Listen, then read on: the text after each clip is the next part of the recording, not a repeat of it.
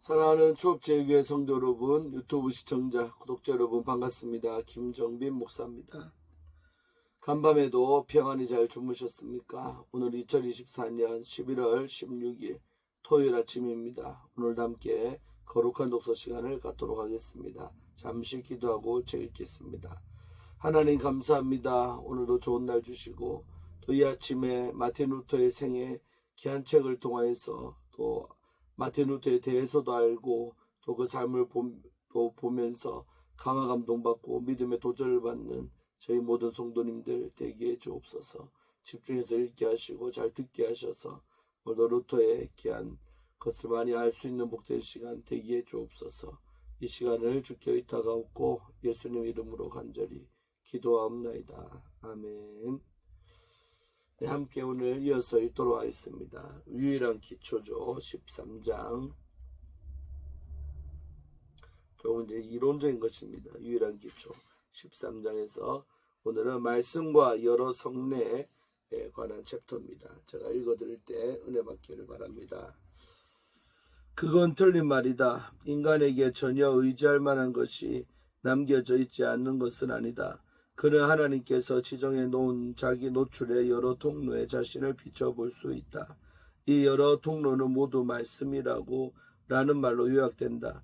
이 말씀은 성경이나 여러 성례와 똑같은 것으로 볼 수는 없지만 그것들을 통하여 작용하지 그것들과 상관없이 작용하지는 않는다. 이 말씀이 한 권에 기록된 책이라는 뜻에서의 성경이 아닌 것은 복음이란 실제로 책들 속에 포함되거나 편지들로 작성되는 것이 아니라 입술을 통한 설교, 살아있는 말씀, 온 세계에 울려 퍼지고 널리 선포되는 음성이기 때문이다.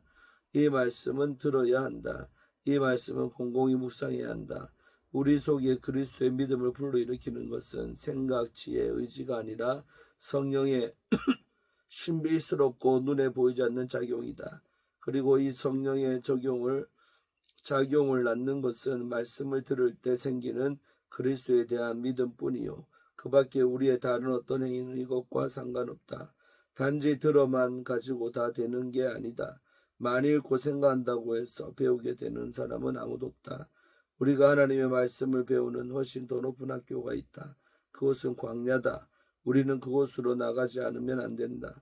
그때 그리스도께서는 오시며 우리는 세상을 심판할 수 있게 된다. 마찬가지로 믿음은 하나님께서 계시의 도구로 정해놓으신 외적인 의식, 곧 여러 성례를 활용하는 자들에게 주어진다.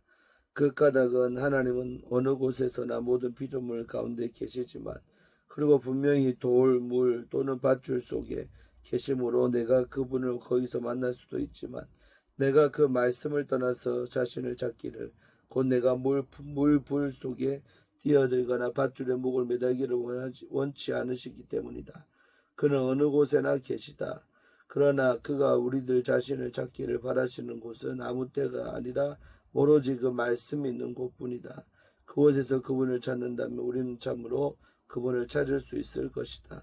곧 그 말씀 속에서 그리스도께서 빵과 포도주 속에 계시다는 얘기를 알아듣지 못하겠다는 이 사람들은 알지 못하고 보지 못하는 자들이다.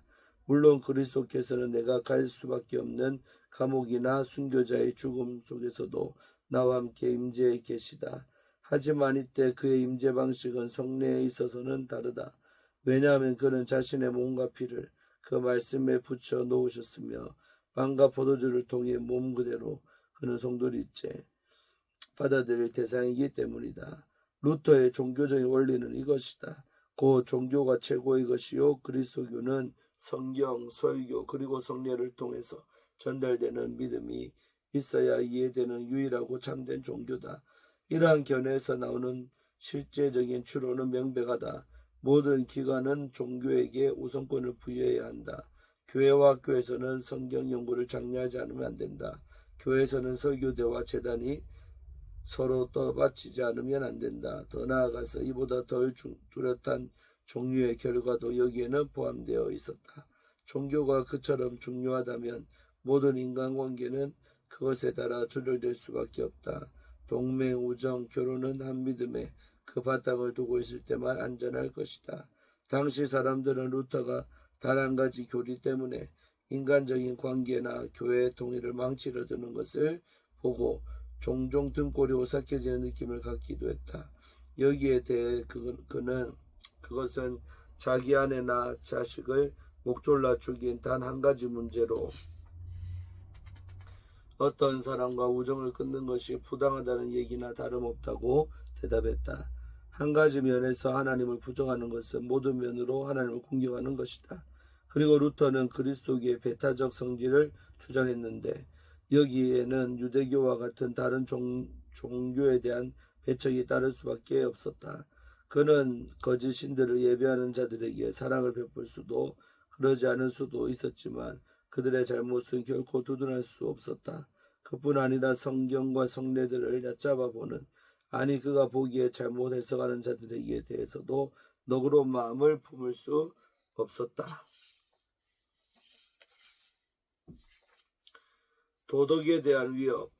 도덕의 분야에 있어서 많은 사람들은 루터의 종교에 대한 집착을 위험한 것으로 느꼈다. 특별히 올바른 행동으로는 하나님께 아무것도 내세울 것이 없다는 그의 주장은 선한 생활 양식에 대한 가장 중요한 동기를 말살하는 것으로 여겨졌다. 루터가 들은 이 같은 야유를 바울도 역시 들었다. 공로가 아니라 자비로 구원받는 것이라면 은총을 풍성히 받기 위해서 계속해서 죄를 짓자. 바울과 루터는 다같이 그럴 수 없습니다 하고 대답했다. 루터를 가까이 따른 사람이라면 누구나 그가 덕행에 무관심한 사람이 아니었다는 것을 알아차렸을 것이다. 하지만 그 비난이 전적으로 비뚤어진 것만은 아니었다. 루터의 말 가운데는 도덕을 뒤집어 엎는 소리로 들리는 것도 덜어 있었다. 여기에 대한 전형적인 본보기는 그 유명한 용감하게 죄를 지어라. 곧 있는 힘을 다하기로 죄를 지어라. 하나님께서는 오로지 활발한 죄인만 용서하실 수 있다는 얘기다. 이것을 루터의 윤리의 축소판으로 삼으려는 것은 형편없이 불공평하다. 왜냐하면 그것은 자질구레한 양심의 가책으로 독려하고 있던 빈혈증 환자 멜라니톤에게 우라통이 터져 못 참겠다는 듯이 짜증내며 내뱉는 말 가운데 한마디였기 때문이다. 루터의 충고는 본질적으로 슈타우피츠가 그에게 준 것과 동일했다. 슈타우피츠는 루터에게 그처럼 빈번하게 고백실에 들어오기 전에 먼저 나가서 존속살해 같은 진짜 죄를 지으라는 얘기를 한 적이 있다. 슈타우피츠는 물론 루터에게 자기 아버지를 살해하라고 충고한 것이 아니었으며 루터 역시 자신의 농담 때문에 멜라니톤이 십계명을 내던진 일이 없을 것이라는 점을 잘 알고 있었다. 루터의 얘기는 단지 그가 한 번쯤 자신의 기록을 더럽히는 것도 도움이 될 것이란 뜻이었다. 이런 의미로 루터는 한 가지 죄를 치료하려면 다른 죄가 약으로 있어야 한다는 얘기를 자주 했다. 흠없는 기록은 모든 죄 가운데 가장 지독한 죄, 곧 교만을 낳는다. 그러므로 때때로 실수가 있어야 겸손하게 된다. 그러나 루터가 실제로 기록을 지저분하게 하는 일들로 추천한 죄는 조금 더 과식하고 과음하며 너무 작은 것에 지나지 않았다. 그러한 제한된 무절제가 오만을 바로잡는 수단으로 사용될 수 있다는 얘기였다. 하지만 그가 한 말 가운데는 비윤리적인 색채가 있는 말이 또 있다. 그 믿음이 없는 선행은 쓸데없이 저주받을 죄라는 말이 그것이다. 에라스무스는 정직과 예의가 그처럼 비난받는 것을 보고 소스라쳐 놀랐다. 하지만 그가 한 말 가운데는 비윤리적인 색채가 있는 말이 또 있다. 그 믿음이 없는 선행은 쓸데없고 저주받을 죄라는 말이 그것이다. 에라스무스는 정직과 예의가 그처럼 비난받는 것을 보고 소스라쳐 놀랐다. 그러나 루터는 결코 사회적인 견지에서 볼 때 예의가 무례보다 더 나을 게 없다는 뜻으로 얘기한 것이 아니다.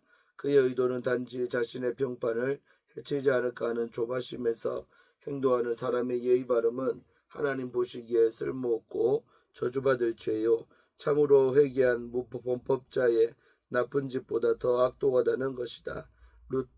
루터의 발언은 뉘우치는 세리 비유에 대한 하나의 역설적인 설명에 지나지 않는다.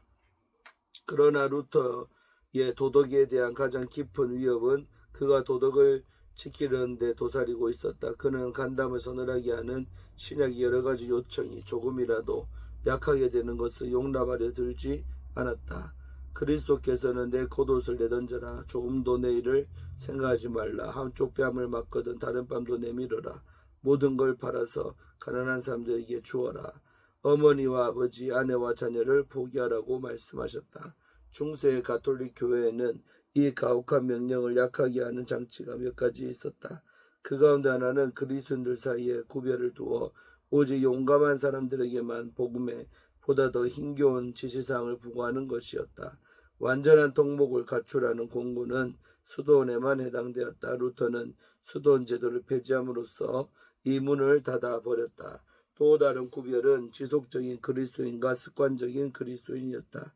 견인 불굴의 그리스도인들은 하나님과 이웃을 끊임없이 사랑해야 하지만 보통 그리스도인들은 단지 보통의 사랑으로 충분했다. 루터는 이런 모든 궤변을 비웃었다. 그리고 그러한 궤변이 없이는 복음의 교훈들이 불가능하지 않느냐는 질문을 받자 그는 꼬집었다. 물론이죠. 하나님께서는 불가능한 일들을 명령하시니까요. 라고. 그러나 여기서 또 해묵은 질문, 곧 이룰 수 없는 목표라면 노력을 왜 하는가 하는 질문이 나온다.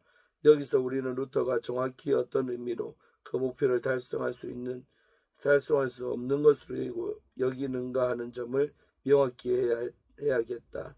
그의 의도는 분명히 이것이었다. 곧 인간의 업적이 아무리 고귀하다 하더라도 그것은 하나님 보시기에 부족하기 마련이다. 인간은 모두 죄인이다. 그러나 모든 인간이 죄인이라고 해서 모든 인간이 악한은 아니다. 어느 정도의 덕행은 불가능한 것이 아니다. 유대인들, 투르크인들, 그리고 이교도들까지도 쉽게 포함되어 있는 자연법을 지킬 수 있다. 도둑질하지 말라는 말은 제본업자 부대에 빵장수의 빵에 구두방에 구두골에 재단사의 옷감에 목공의 도끼자루에 마땅히 붙어 있어야 한다. 유혹이란 물론 피할 수 없는 것이다. 그러나 새들이 우리 머리 위로 나다니는 것을 막을 수 없다 해서 머리 위에 둥지를 트게 할 필요까지는 없다. 그러므로 그리스도교를 떠나서도 순수한 도덕 행위의 기초는 넓다. 그러나 다시 한번 윤리에 대한 위험이 일어나는 것은 이 모든 것으로 충분하지 않기 때문이다. 하나님께서 요구하는 것에는 행동만이 아니라 자세도 포함된다. 그는 마치 자기 딸에게 식사 준비하든지 소젖을 짜든지 하라고 시키는 어머니와 같다. 이때 딸은 휘파람을 불면서 다른 수도 짜증을 부리며 다를 수도 있다. 하나님께서는 우리들이 간음을 삼갈 것을 요구하실 뿐 아니라 우리들이 싫든 좋든 결혼사라는 동안 순수한 생각을 품고 자제할 것을 엄하게 요구하신다. 이러한 것들은 우리들이 달성할 수 없는 표준이다. 말은 황금제갈로나 억제할 수 있다지만 어느 누가 아주 숨이 가쁜 바로 그 데모에서 자신을 억제할 수 있는가? 우리가 하나님을 찾는 것 그 자체만 해도 실리 추구에 대한 하나의 위장된 형태이다. 완전의 추구가 더욱더 절망적인 것은 그 목표가 뒤로 물러서는 것이기 때문이다. 온갖 선행의 뒤에는 또 다른 선행의 문이 기다리고 있다. 이때 그 문에 들어서지 못하면 우리는 실패한다. 따라서 한순간의 모든 의는 다음 순간에 덧붙여지지 않으면 안 되는 것에 비추어 볼 때 죄다. 여기서 더욱더 곤란한 것은 우리는 현재 의식하지 못하고 있는 죄에 대한 책임까지 지고 있다는 사실이다. 루터는 일찍이 고해실에서 자신의 약점을 기억하거나 인지하는 것이 얼마나 어려운가를 체험했다. 우리들이 죄인이라는 점을 인지하는 것이 바로 믿음의 한 행동이다. 믿음으로만 우리들이 죄인한 점을 믿을 수 있다. 그리고 우리는 우리에게 불리한 것은 하나도 모르고 있는 경우가 너무도 많다. 그러므로 우리는 하나님의 심판에 따르면서 우리들이 불의하다고 지적하는 그의 말씀을 믿지 않으면 안 된다. 네, 오늘 여기까지 함께 읽었습니다. 내일 이어서 또 읽도록 하겠습니다. 하나님 감사합니다. 오늘도 마틴 루터의 생애에 관한 책을 읽으며 또 은혜 받았습니다. 아버지 좀 이론적인 부분이 어렵지만 또 성도님들 잘 이해하신 줄로 믿습니다. 아버지 하나님 우리가 루터처럼 늘 말씀의 경고와 위에 설 수 있는 그런 은혜가 임하게 하여 주옵소서. 오늘 하루도 지켜주시고 보호하여 주옵소서. 예수님 이름으로 간절히 기도하옵나이다. 아멘. 사랑하는 성도 여러분, 내일 주일 아침에 주섬절날 뵙겠습니다. 샬롬.